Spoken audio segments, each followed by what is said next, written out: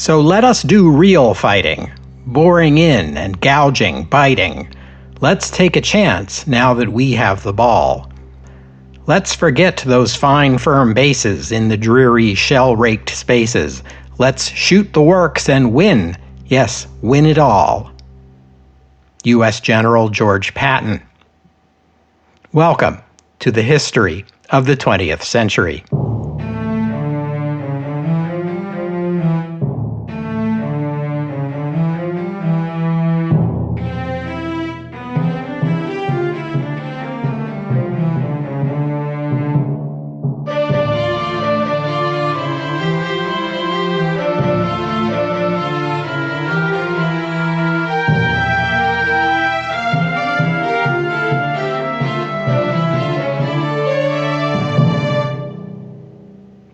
Episode 443, Shoot the Works.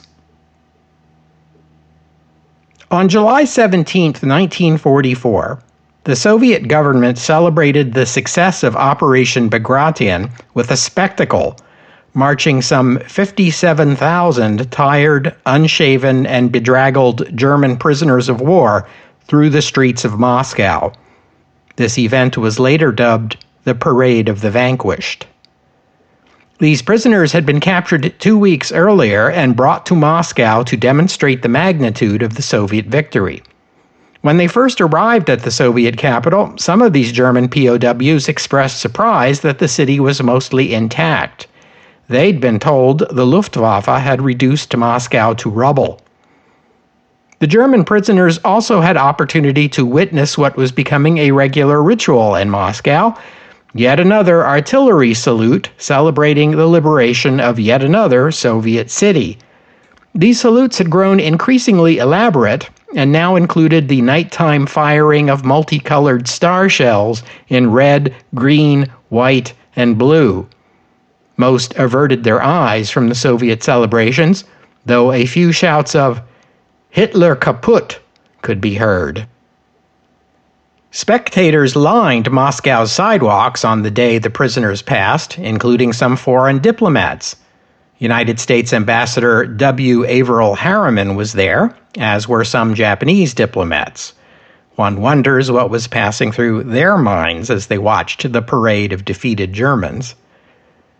Pravda had warned Muscovites to watch the parade in silence and not to make any demonstrations, although many jeered and cursed the prisoners.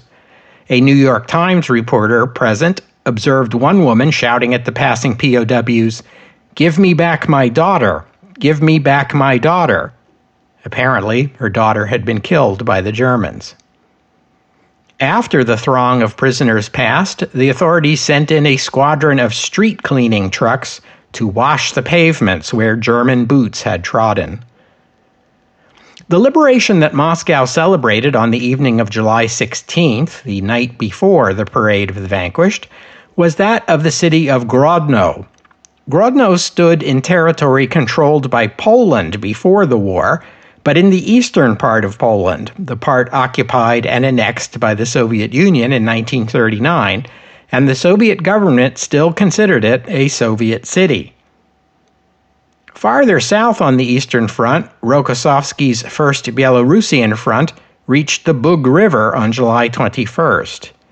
In our time, this stretch of the river forms the border between Poland and Ukraine. On July 24th, Rokossovsky captured the city of Lublin, which not only had been part of pre-war Poland, but lay west of the German-Soviet partition line, and thus had been controlled by Germany since 1939. During the German occupation, Lublin suffered the treatment the Nazis typically doled out to Polish cities. Its Jewish citizens were ghettoized and later murdered, some at the Majdanek death camp, which the SS established on the outskirts of the city. Educated Polish citizens, such as doctors, lawyers, teachers, university students, engineers, police officers, and government officials, were killed or sent to labor camps. Some of the ethnic Poles expelled from the portions of Poland the Reich annexed were relocated here and assigned forced labor in support of the German war effort. In 1943, the city had suffered an epidemic of typhus due to the crowding and poor sanitation. After the Red Army came, Lublin suffered the treatment the Soviets typically doled out to Polish cities. Polish Home Army fighters and local officials claiming authority in the name of the government in exile were arrested or interned. Lublin was the first major Polish city not claimed by the Soviet Union to be liberated. So just 2 days afterward, it was designated the temporary capital of the Polish Committee of National Liberation, a Polish provisional government established by Soviet authorities. Its membership consisted of Polish communists and other leftists acceptable to Stalin. It was created as a Soviet alternative to the Polish government in exile in London. Although that government was recognized by the Western Allies and by the Polish Home Army, the Polish resistance, the Polish Committee of National Liberation, or the Lublin Committee as it was informally known, had the support of the Soviet government and the Red Army, and that counted for more. As the Red Army advanced westward past the partition line, the Polish territory it liberated would be placed under the authority of the Lublin Committee, which would begin to legislate, implement land reform, and organize and lead the Polish People's Army, which would fight alongside the Red Army against Germany. Most of the officers of the Polish People's Army were actually Soviet Red Army officers, as Poland was short on army officers and educated people who could serve as army officers, owing to the massacres committed by the Germans during the occupation. And also, it must be said, because of the Soviet massacres of Polish army officers following the USSR's occupation of eastern Poland in 1939. The Soviet response to any Western complaints about the USSR unilaterally installing a government of its own choice in Poland without any consultation with its allies was to point out that the Western Allies had unilaterally installed a government of their own choice in Italy without any consultation with the Soviet Union, and therefore had few grounds for complaint. I described to you the plot to assassinate Hitler 2 episodes ago. In the immediate aftermath of the explosion that was meant to kill him, Adolf Hitler was described as oddly cheerful. There are physical and psychological reasons for that, I am sure, but by that evening, his peculiar euphoria had worn off to be replaced by his more characteristic reaction of white-hot rage. Hitler's anger was matched by that of the German public, who were every bit as outraged by the assassination attempt as the most pessimistic of the conspirators had feared. Most Germans realized their country was in a difficult military situation, but also believed Germany's best hope was Adolf Hitler, and killing him would surely lead the nation to chaos and disaster. When Hitler made his radio address to the nation the night after the assassination attempt, he had compared it to the Nazi Durchstoßlegende, the stab-in-the-back myth, which was their explanation for why Germany had been cheated of victory in the previous war. Now the Durchstoßlegende had returned, only this time the villains of the story were not socialists and Jews. This time they were the senior leadership of the German military. Hitler had always resented the military leadership for their aristocratic backgrounds and their years of military experience, and felt they looked down on him, a mere commoner who had risen no farther than corporal during his own time in the army. The assassination conspiracy, composed of army officers, many of whom had von in their names, served, in Hitler's view, as clear proof he'd been right about them all along, as well as confirmation of his suspicions that the military setbacks Germany had experienced since 1942 were due to the insubordination of the senior military leadership, who were twisting or outright disobeying his orders and sabotaging the German war effort for the sole purpose of making Adolf Hitler look bad. Now it was payback time. he unleashed Heinrich Himmler and the SS, who had their own reasons to resent the military, to track down and punish the conspirators, and not only the conspirators, but their families, at the suggestion of Himmler, who advocated reinstating the ancient German principle of Sippenhaft, that is, of holding the perpetrators' family members equally culpable for their crimes, regardless of whether they were involved in their relatives' criminal actions or even knew about them. The Nazis had occasionally applied Sippenhaft before, most often in cases of military desertion. Recall that Stalin also punished the families of deserters. But after the July 20th assassination attempt, Sippenhaft became much more frequently applied, beginning with the families of the conspirators. Take, for example, the family of Klaus Schenk Graf von Stauffenberg. Stauffenberg himself had been executed the night of the assassination attempt, but the Gestapo went after his brother Berthold, a civilian lawyer who had also participated in the conspiracy. He was executed by hanging after a torture session that consisted of him being repeatedly strangled to the point of unconsciousness, then revived, then strangled again.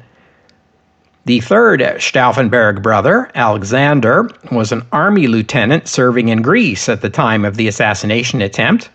He had known nothing about his brother's conspiracy, but was sent to a concentration camp anyway. He did survive the war. Klaus's wife, Nina, who was pregnant at the time, was also sent to a concentration camp. Their 4 children, plus the baby Nina gave birth to in January 1945, were placed in an orphanage under a different surname. Stauffenberg's corpse, which had initially been buried in a cemetery, was exhumed by the SS, cremated, and the ashes scattered in a garbage dump. Henning von Treschow, who had been a key figure in organizing the plot, killed himself on July 21st, the day after. He was serving on the Eastern Front at the time, near the city of Białystok. He staged his suicide to make it look as if he had been ambushed and killed by the Polish Home Army. But after the Gestapo learned of his involvement in the plot, his body was also exhumed from the cemetery where he'd been buried, then cremated and disposed of at the Sachsenhausen concentration camp. His wife was arrested and placed in a concentration camp, and their 2 younger children in an orphanage. Their 2 older children, both sons serving in the army, were spared. General Friedrich Fromm, the commander of the replacement army, who, you'll recall, had been aware that his chief of staff, Colonel Stauffenberg, was planning an assassination and a coup, and had quietly agreed to go along with the plot, had Stauffenberg and some other plotters executed immediately after the plot failed. He likely did this to protect himself by eliminating witnesses who could testify to his own involvement. The problem for Fromm was that it looked like he was protecting himself by eliminating witnesses who could testify to his own involvement. The Gestapo investigation uncovered evidence that Fromm at least knew about the plot and did not report it, so he was convicted of cowardice before the enemy. He was spared the torture and the painful and protracted executions inflicted upon the other conspirators. Instead, he was sentenced to a conventional military execution by firing squad. To replace Fromm as commander of the replacement army, Hitler took no chances on the loyalty of its commander this time. He appointed SS Chief Heinrich Himmler, about as safe a choice as you could imagine. All in all, the Gestapo arrested around 7,000 people and executed 5,000 of them. These arrests went far beyond the coup plotters and their families. Any army officer or civilian even suspected of disloyalty to the Nazi government was swept up in the arrests. There was a legal tradition in Germany at the time that required all military personnel be tried in military courts for any crime and never in a civilian court.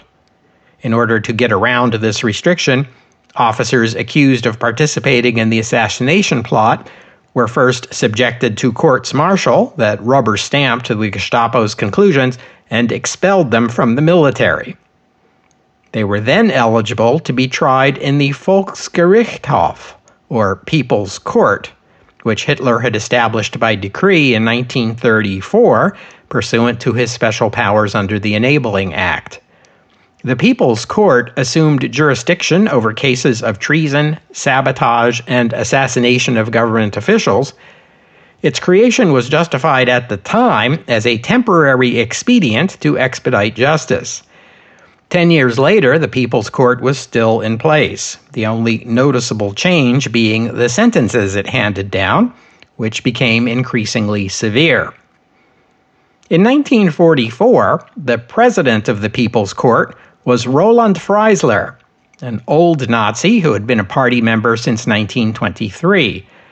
Freisler assigned to himself cases related to the assassination plot. He was a zealous Nazi who had studied the show trials conducted during the purges in the Soviet Union for pointers.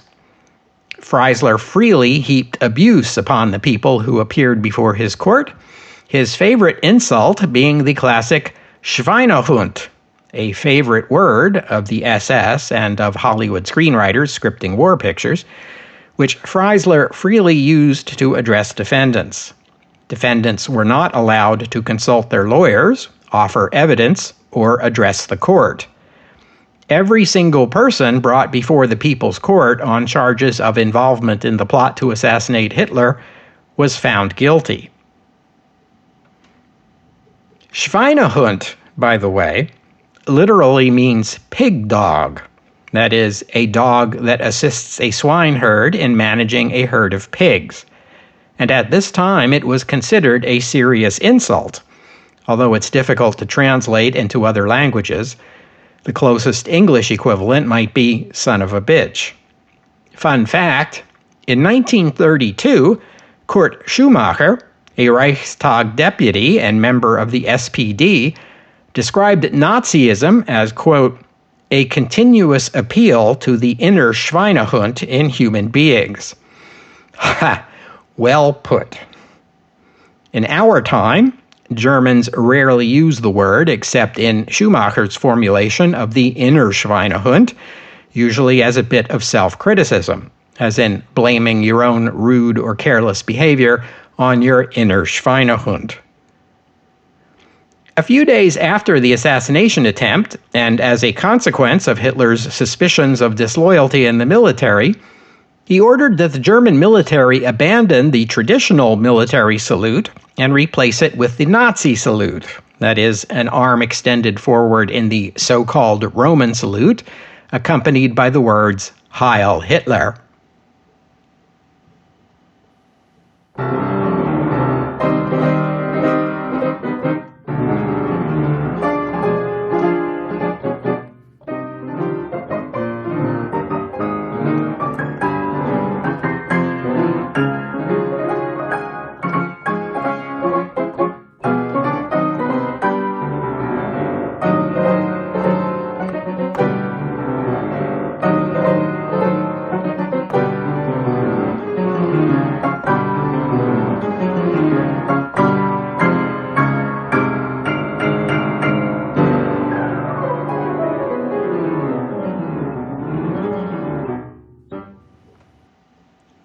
At the same time these dramatic events were taking place on the Eastern Front and in Germany, on the Western Front, the bloody combat continued. Bernard Montgomery was still pushing unsuccessfully to break through the German lines at Caen, while farther west, the Americans, once they'd secured Cherbourg and the Cotentin Peninsula, began their own push southward. Recall that Montgomery explained away his own failure to advance by suggesting he was keeping busy most of Germany's best units in France, including those SS Panzer divisions. This would make it easier for the Americans farther west. This sounds like an after-the-fact rationalization, and it probably was, but that doesn't mean he was wrong. The distance from Carentan to Saint-Lô was less than 20 miles. but it was a slow and agonizing slog for the Americans, who had to pick their way through marshes and bocage while remaining ever alert for the Germans' latest creative ambush. The American commander, Omar Bradley, became disheartened and warned Eisenhower that the front line in Normandy might devolve into an immobile First World War type standoff. On July 15th, one battalion of the U.S. 29th Infantry Division advanced too far and found itself within a mile of Saint-Lô, but surrounded and isolated by German forces. 2 days later, another battalion came to their rescue, though the commander of this second battalion, Major Thomas Howie, was killed in the fighting. U.S. armored units made their way to the advanced position held by these two battalions. The Germans withdrew, and on July 18th, the Americans entered Saint-Lô. The body of Major Howie, draped by a U.S. flag, was placed on the hood of the lead jeep, making him the first American soldier to enter Saint-Lô, at least symbolically. Howie's body was then placed on the rubble of St. Croix Cathedral in Saint-Lô. Soldiers picked flowers and laid them alongside the body. A reporter for the U.S. military newspaper Stars and Stripes, named Andy Rooney, described it as a heartwarming scene in the middle of a gruesome war. During the battle for Saint-Lô, an American soldier in the 2nd Armored Division came up with an idea for dealing with the endless, tedious, dangerous hedgerows. His idea was this: attach steel prongs to the front of a Sherman tank, which could then slice through the hedgerow. The idea was tested, it worked, and after it was demonstrated to Omar Bradley on July 14th, he ordered that a number of Sherman tanks be fitted with these prongs. Steel for the prongs was sourced from the anti-tank obstacles the Germans had left on the Normandy beaches as part of their Atlantic Wall. American soldiers referred to these modified tanks as rhinos. Soon the British Army picked up on the idea and began modifying their own tanks. After the liberation of Saint-Lô, or what was left of it, the Americans began planning their next offensive. By this time, substantial numbers of American armored units had been deployed to Normandy, and the idea was to beat the Germans at their own game, so to speak, by breaking through a narrow portion of the front, then sending American armored forces through the gap in a rapid advance that would disrupt the German rear. This plan was called Operation Cobra. Operation Cobra was set to begin on July 24th with a bomber attack at dawn on the German positions. But unfortunately, the American bombers mistakenly bombed the American front line, causing over 100 casualties and forcing a postponement of the attack. It was the many incidents like this one that inspired a joke that circulated among German soldiers on the Western Front, to wit, when the RAF flies overhead, the Germans duck. When the Luftwaffe flies overhead, nobody ducks. And when the Americans fly overhead, everyone ducks. By the way, a variant of this joke went like this: if you see a white plane, it's American. If you see a black plane, it's the RAF. If you see no plane, it's the Luftwaffe. Who says Germans don't have a sense of humor? This heavy bombing attack, not followed up by any sort of ground attack, had the fringe benefit of persuading Günther von Kluge, now the German commander-in-chief in the West, that the whole thing was a diversion meant to distract the Germans from a pending British offensive at the other end of the line. The Americans tried again the next day, July 25th. This time, although the bombers caused some 600 more American casualties, most of the bombs landed where they were supposed to, on a narrow section of the German front line, heavily damaging the unit stationed there. The unit stationed there happened to be the 130th Panzer Division, better known by its nickname, the Panzerlehrdivision, which roughly translates as the Armor Training Division. That's because this division was created in early 1944 out of armored training and demonstration units. Members of these units were some of the most skilled armored combat soldiers in the entire German army, most of them veterans of the Eastern Front or the campaign in North Africa.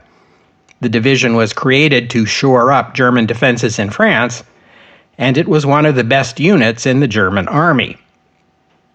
The Panzerlehrdivision had originally been one of the armored divisions the Germans sent to the eastern part of the Normandy front to frustrate Bernard Montgomery's attempts to advance. It had already taken heavy losses when it was transferred west to the American side of the front, the easier part of the front, or so German commanders reckoned. Panzerlehrdivision was already in bad shape. The American bombing and subsequent assault annihilated it. Operation Cobra had begun. The German defenders had put into place a very effective system for defending Bocage, one that had cost the Americans dearly. It took only a few German soldiers and a couple of machine guns hidden behind the hedgerow that separated the fields to make any American advance into the open terrain deadly. The rural roads in this region of France are typically sunken, meaning the roadbed is a meter or two, or a yard or two, lower than the fields on either side. These are known as sunken roads or sunken lanes. The English call them holloways or hollow ways. See? The Germans would fortify these holloways at the crossroads with barbed wire and anti-tank guns to guard against the Americans using the roads to quickly advance tanks or other vehicles, while the hedgerows ruled out a rapid advance cross-country. It took relatively few soldiers to set up defenses such as these, which allowed the Germans to make their defensive lines miles deep, so that a breakthrough at any one point would allow the Americans to make no more than a modest advance at great cost. This is why there was so little movement on this front in the first 7 weeks of the campaign. But then came Operation Cobra, and everything changed. After Panzerlehrdivision was neutralized, the American modified tanks began advancing across the Bocage, ignoring machine gun fire as they ripped gaping holes in the hedgerows and forced the German defenders to withdraw. The results of the first day's fighting were disappointing to American commanders, but the offensive continued. On the second day, 4 more American divisions entered the fight, attacking the German line farther east. By the third day, the Germans were in retreat. By the fourth day, July 28th, American tanks were probing deep into German-held territory, disrupting communications. German commanders were not getting information fast enough to track American advances. Retreating German forces were strafed by American fighter planes, while U.S. P-47 Thunderbolt fighter bombers patrolled overhead, following the American armored columns as they advanced, providing them with reconnaissance, and attacking anything that even remotely resembled an ambush. Now the German commander, Günther von Kluge, at last realized that the threat was not Montgomery at Caen, it was the Americans at Saint-Lô. He ordered 2 panzer divisions to disengage the British and Canadians and move west to reinforce the sector where the Americans were advancing, but it was already too late.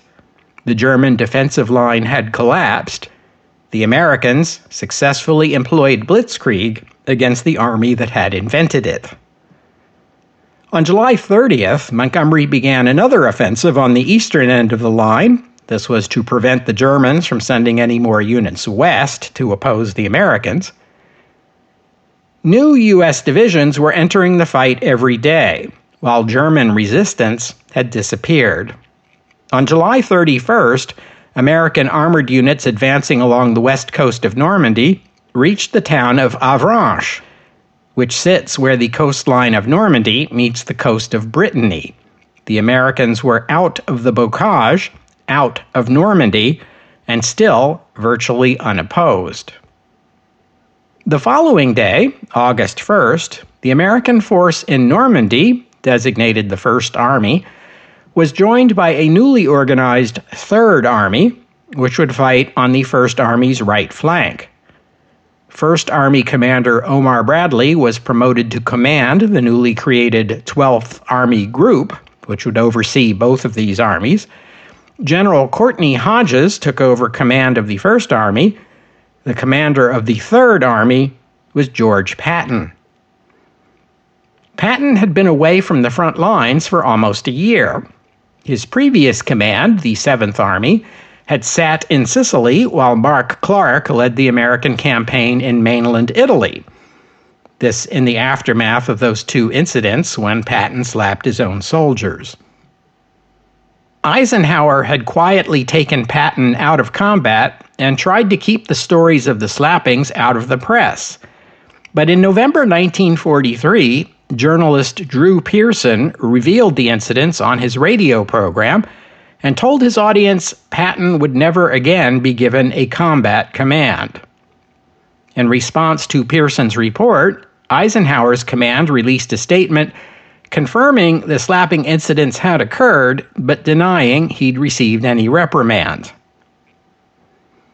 The news created an uproar in the United States. Letters poured into the War Department, some calling for Patton to be dismissed, others defending him. Members of Congress joined the debate. The father of one of the soldiers who had been slapped publicly declared that he forgave Patton and asked that he not be punished. Mrs. Patton defended him in an interview with the Washington Post. On the other hand, Patton's former commander, General John Pershing, criticized Patton's conduct.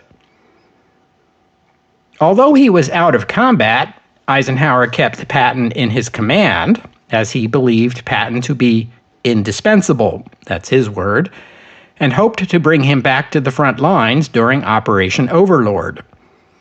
In the United States, War Secretary Henry Stimson defended Eisenhower's decision in public, while privately observing that keeping Patton was a sound military decision, but was terrible for public relations. And so the commander of the U.S. First Army, the American force that landed at Normandy on June 6th, was commanded by Omar Bradley, not George Patton, even though Bradley was junior to Patton in rank. Eisenhower judged that the complex operation to invade Normandy required a steady, reliable commander, not someone as mercurial as Patton. Toward the end of 1943, Eisenhower sent Patton on a tour of the Mediterranean as a red herring to distract the Germans. They regarded Patton as the Americans' most effective commander and refused to believe the Americans would shunt him aside over silly little slapping incidents. That's why in 1944, when the British and Americans were running Operation Fortitude, the deception campaign to trick the Germans into expecting an invasion at Calais, they put George Patton in command of the non-existent army group that was supposed to conduct this invasion. In reality, Patton had spent the time training a new Third Army in England, which was then transferred to Normandy in July and entered combat on August 1st. On that same day, Patton composed the poem I read to you at the top of the episode. Patton's orders were to take the Third Army west and secure Brittany for the Allies.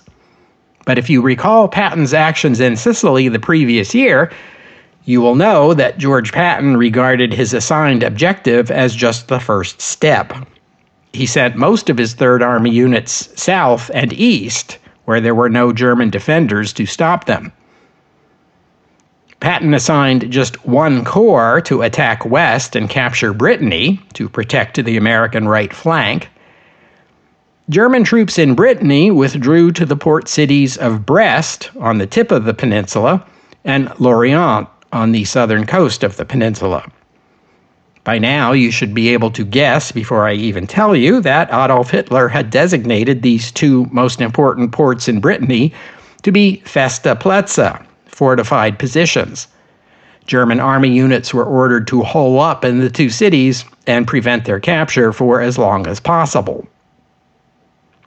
The Brest garrison was commanded by General Hermann Bernhard Ramke and his 2nd Parachute Division, plus an assortment of other units amounting to about 40,000 soldiers in all. Opposing them were 75,000 American soldiers of the 8th Corps. The battle for Brest was bitter house-to-house urban combat that lasted until Ramke surrendered on September 19th.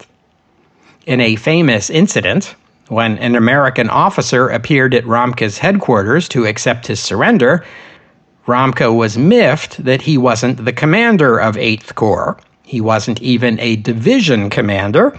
He was the deputy commander of the 8th Division, General Charles Canham. Did he even have the authority to accept a surrender? Ramke asked to see his credentials. Canham waved his arm to indicate the troop of American soldiers that had accompanied him and said, "These are my credentials."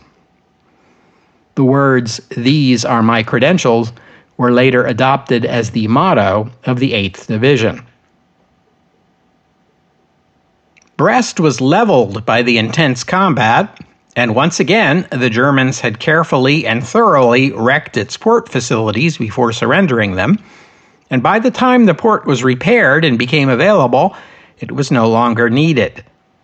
The experience of the Battle for Brest persuaded the Western Allies to forego any more assaults on German garrisons in fortified port cities. Instead, when dealing with most other French ports, such as Lorient, the Allies would merely surround and besiege the German garrison. Taking Brittany was all well and good, but you don't have to be George Patton to see a much more attractive possibility. The Americans had punched through the German line just at the point where it reached the sea. That meant that beyond the bridge over the river Sélune, which the Americans had captured intact, lay the wide open spaces of the French interior. No more bocage, and, more important, no more Germans. The road was open all the way to Rennes and beyond. Patton's armored units could race south, then turn east and cut across behind the German front, all the while wreaking havoc on German supply, communication, and reinforcement. We'll have to stop there for today. I thank you for listening, and I'd like to thank Robert for his kind donation, and thank you to James for becoming a patron of the podcast. Donors and patrons like Robert and James help cover the costs of making this show, which in turn keeps the podcast available free for everyone always. So my thanks to them and to all of you who have pitched in and helped out. If you would like to become a patron or make a donation, you are very welcome. Just visit the website historyofthe20thcentury.com and click on the PayPal or Patreon buttons. And as always, the podcast website also contains notes about the music heard on the podcast. If you hear a piece of music that you would like to know more about, including the composer, the performers, and a link to where you could download it, that would be the place to go. And while you're there, you can always leave a comment and let me know what you thought about today's show. Next week is a bye week for the podcast, but I hope you'll join me in 2 weeks' time here on the History of the 20th Century as we look east as the Polish Home Army makes a risky attempt to seize Warsaw from the Germans before the Red Army arrives. Tempest, in 2 weeks' time, here on the History of the 20th Century. Oh, and one more thing. On February 3rd, 1945, the People's Court was in session, Roland Freisler presiding, over the case of one of the army officers involved in that assassination plot against Hitler, when the air raid sirens went off. American B-17 bombers were attacking Berlin, targeting buildings used by the German government and the Nazi Party. Freisler adjourned the trial and ordered everyone to the air raid shelters, but he himself stayed behind to gather up the case files, presumably to avoid their destruction. An American bomb fell on the court building, triggering a partial collapse, which happened to come down right on top of Freisler, killing him instantly. His body was later recovered, still clutching the case files he was collecting. When the body was delivered to a local hospital, one member of the staff remarked that Freisler's death was God's verdict. A Swedish reporter covering these events wrote, "Apparently, nobody regretted his death."